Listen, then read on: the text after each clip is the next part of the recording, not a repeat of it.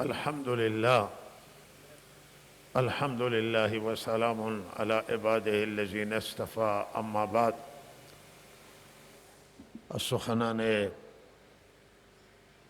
زیبا و شیرین مهمان بسیار ارزشمند و گرامیمان جناب مولانا عبدالصمد حفظه الله، استاد فقه و استاد حدیث و داور شرعی در شهر ایرانشهر، مدیر محترم مدرسه حقانیه که یکی از مدارسی است که صدها و دهها فارغ التحصیل به جامعه تحویل داده و هم در فارغ التحصیلان حوزوی و هم در قسم تخصص بخش تخصص هم 10 نفر تخصص کسب کردند و فیضیاب شدند از این مدرسه و برای جامعه خدمت میکنه. از مدارس خوب منطقه هست. چیزی که در این فرصت مختصر خدمت شما عرض کنم، حضرت مولانا از اتباع حضرت رسول صلی الله علیه و سلم و سنت خدمت شما صحبت کردم. همین مطلب را مقدار پی بگیرم و 1-2 مطلب در رابطه با حج خدمت شما عرض کنم که توجه داشته باشید که همه این سنت های حبیب و تمام احکام های الهی، تمام اینها نورند و روشنایی هستند در زندگی انسان، در بدن انسان. ما وقتی قرآن تلاوت میکنیم به این آیه بر میخوریم که الحمدلله الذی خلق السماوات والارض و جعل الظلمات والنور، یعنی الله تعالی هم خالق آسمان ها هستند و زمینند و هم روشنایی و تاریکی را الله پیدا کردند. یک روشنایی و تاریکی ملموسه که روشنایی روز و تاریکی شب، اما منحصر به این 2 مخلوق نیست، بلکه این مطلب وسیع است که همه روشنایی های ظاهری را الله پیدا کرده. حتی این روشنایی لامپ هم از جانب پروردگار خالق این روشنایی الله است، خالق تاریکی هم از الله است. الله همانطور که این روشنایی ظاهری را به وسیله این لامپ و به وسیله خورشید به ما عنایت کرده، ماه و ستارگان، و تاریکی را به وسیله غروب این روشنایی داده است، همینطور الله تعالی تاریکی های معنوی و تاریکی های روشنایی معنوی را هم الله به وجود آورده. ایمان هم الله خالقه و نور ایمان، نوری که در اعمال موجوده، در دستورات پروردگار موجوده، همه این انوار و روشنایی خالقشون پروردگار هست. در حدیث میخوانیم که آن حضرت دعا میکردن اللهم اجعل فی سمعی نورا و فی بصری نورا فی لسانی نورا. آن حضرت دعا میکرده الله در چشم من روشنایی، در گوش من روشنایی، در زبان من روشنایی، در گوشت و پوست روشنایی، در مغز و اعصاب و استخوان روشنایی. آن حضرت صلی الله علیه و سلم درخواست داشتن که در کلیه وجود مبارکشون الله تعالی روشنایی قرار بده. عمل به سنت، عمل به شریعت، عمل به دین، احکام الهی، نماز، زکات، روزه، همه این کارهای خیر روشنایی وارد میکنه به بدن انسان، روشنایی معنوی. کما آنکه گناه ها تاریکی وارد میکنن در بدن انسان. انسان وقت غیبت میکنه، دروغ میگه، تهمت میزنه، کنترل زبانش را نداره و زبانش ویله و بسیاری حرفها را به زبان میآورد که آسان خیال میکنه، اما او غافل از خدای و بیخبر از خداست. که این حرفها نزد خدا سنگینن و تحسبه هینا و هو عند الله عظیم. در رابطه با افک حضرت عایشه صدیقه و تهمت حرفهای رد و بد شد به زبانها. الله می فرماید شما به زبانتون حرف را آوردید، خیال کردید که آسانه، اما اینها نزد الله سنگینه. بسیاری حرفان که قبر انسان تاریک می کنند و آتش میدن، آخرت انسان آتش میدن، زندگی انسان تاریک می کنند و نور از بدن انسان خارج می کنند. اما انسان بی فروا، انسان غافل از خدا، انسان بی خبر این اطلاع نداره، توجه نداره که حرفها چه ضربه های را وارد می کنند. و حدیث شریفه که هر گناه انسان بکنه، صغیره یا کبیره، نقطه سیاه در دلش میفته و اگر توبه نکنه فوراً و اگر استغفار نکنه، همین گناه کم کم گسترش پیدا میکنه، خصوصا گناه های دیگه که هم انجام بده. سیاهی دلش را فرا میگیره، سیاهی بدنش را فرا میگیره، ظلمات در بدن او، ظلمات بعضها فوق بعض، تاریکی ها بر بالای تاریکی قرار میگیره. موج گناه تاریکی، موج تاریکی را می آورد بر بدن انسان و انسان حتی زیبایی ظاهری انسان هم مخدوش میکنه. گناه نور ایمان، نور نماز، روشنایی دین که در بدن انسان، گناه اینها را از بین میبره، غفلت از بین میبره. باید به نحو الله را بندگی کرد، با حضور قلب و توجه الله را بندگی کرد و انقدر خدا را ذکر کرد، انقدر قرآن تلاوت کرد، انقدر توبه و استغفار کرد، انقدر خیر انجام داد که از همه این راه نور به بدن وارد بشه، آدم بدنش نورانی بشه، آدم بدنش منور بشه، چشمش، گوش و زبانش، مغز و اعصاب و استخوانش، جز بدن در اون نور وارد بشه و بشه یک انسان منور، بشه یک انسان نورانی، بشه یک انسان صالح. طفل آیتون نورانیان که طفل گناه نمی کنه، گناه نداره، این نور فطرت بر این بچه، نور ایمان، نور فطرته، هنوز اون فطرتش را خراب نکرده.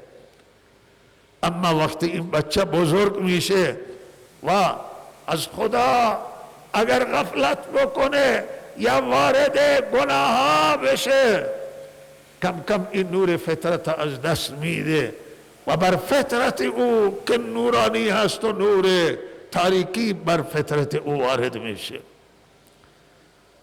لحظه عزیزان، بچه هایتون را هم نام الله یاد بدید، ذکر یاد بدید، به نماز وادار کنید.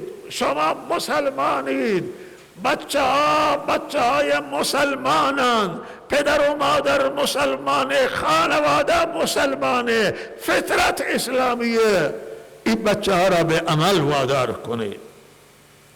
مواظب جوانان باشید که در عرصه تاریکی قدم نگذارند، به نماز کوتاهی کردن، به فریضه خود کوتاهی کردن، به مسئولیت خود رسیدگی نکردن، تاریکی وارد میکنه در زندگی ما و زندگی ما را مخدوش میکنه و زندگی ما را تاریک میکنه، نور از ما میگیره.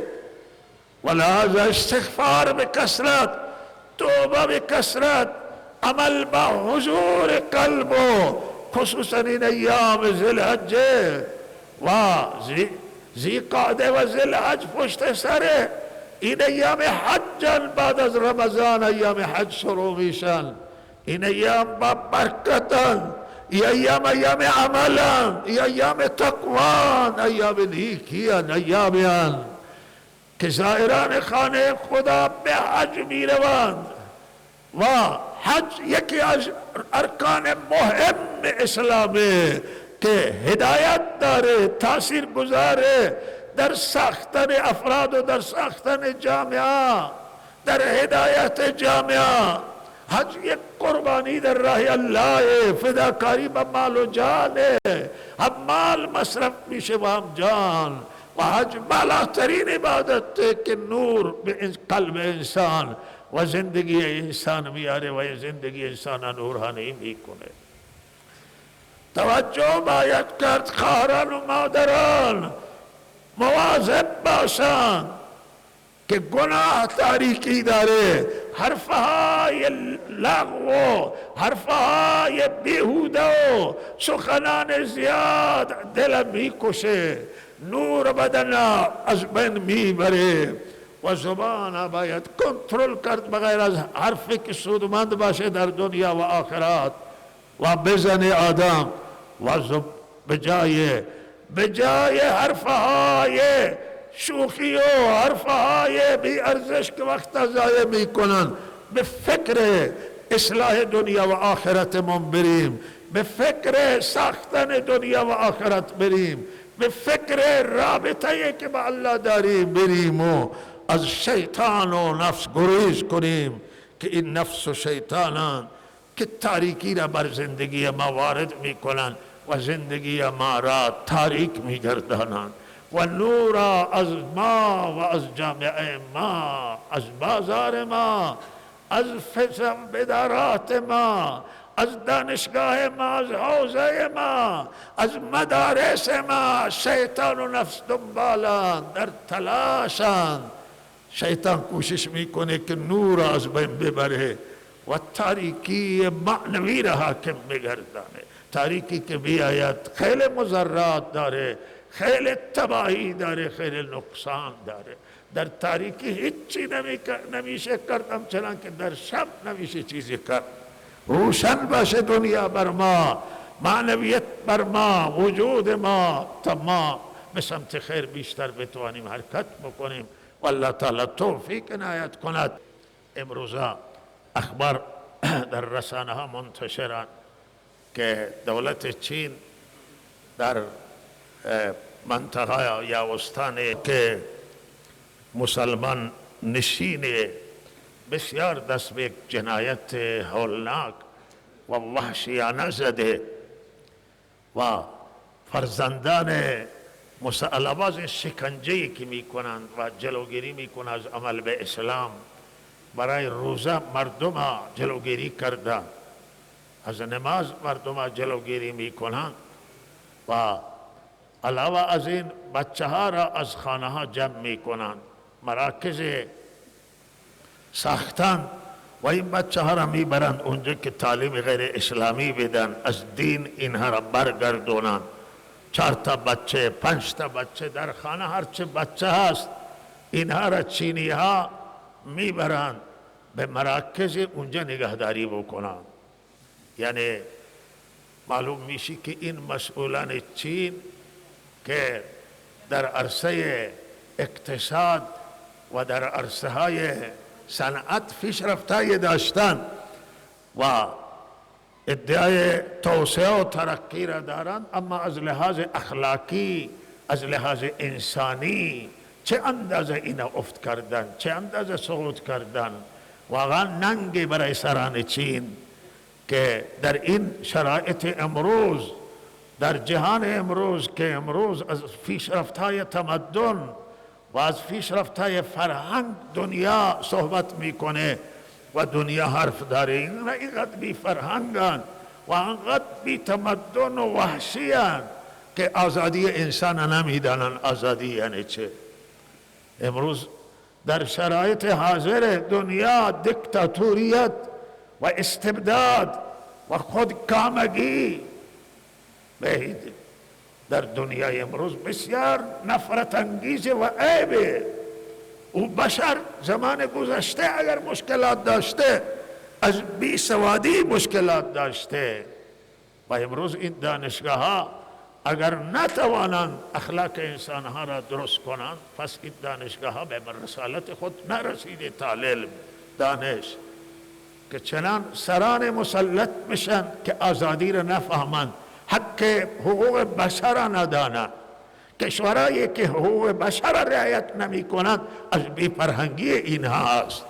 حقوق بشر یک چیزی است مسلم، حالا در تفسیر حقوق بشر فرقه، ولی برای انسان آزادی داشته باشند.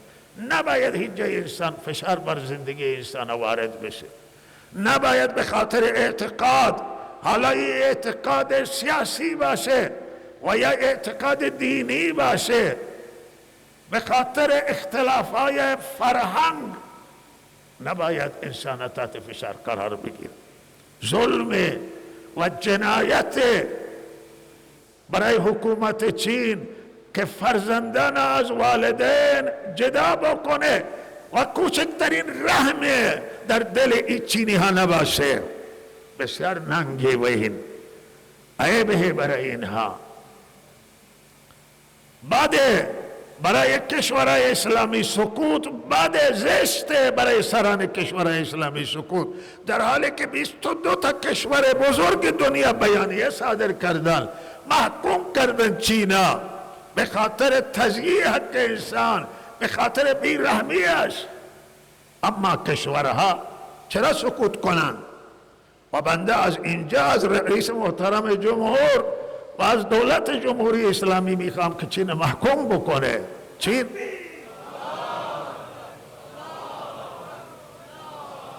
چین تمام منافعش اینجا همین دریای خلیج فارس، چین منافعش به ما وابسته، به منافعش به مسلمانان است. چین اگر این منافع مسلمانان از چین برای حذر بدارن و نگاه بدارن، و چینی های چرا این منافع در نظر نمیگیرن؟ اینجا تجارت میکنن، کشتی هایشون اینجا آزادانه تردد میکنه و در کشورهای اسلامی نمایندگی دارن، اونجا مسلمان ها را شکنجه میدن. مگر این قرون وسطایی و قرون اولاست که کسی خبر نباشه؟ امروز جهان همین که میگه یک دهکده و بالاخره اخبار همون لحظه که این جنایت میکنن با تصویر در دنیا منتقل میشه.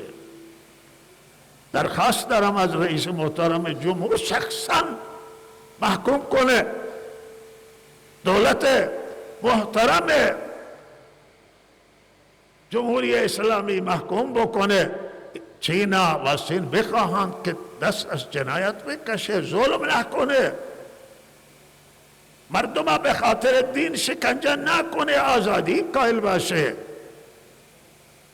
و همچنین تمام کشورهای اسلامی، کشورهای خلیج فارس اند، کشورهای دیگر اسلامی اند، همه این کشورها باید موضوعگیری بکنند در مقابل پاکستان، افغانستان. چه کار میکنه این کشورهای اسلامی؟ ملتهای مسلمان اینها چرا احساسات ملت مسلمان در نظر نمیگیرن، سکوت کردن؟ و این کشورهای اسلامی دست جمعی را محکوم کنند. و هم دعای خیر کنید که الله این بلاه را و آفت را و شر را از مسلمانان چین، مسلمانان میانمار، از مسلمانان فلسطین و از همه مسلمانان دنیا که تحت شکنجه و ظلم الله تعالی برداره. و آخری توصیه وقت تمام شده که در حال اخیراً یک پدیده نامناسبی به وجود آمده است که بعضی به پلیس 110 زنگ میزنن و میگن که اینجا مشکلاتی هست و پلیس وقتی اونجا رفته بم صوتی منفجر کرده و گرچه این بم صوتی تخریبی نداشتن، اما زشت در استان ما.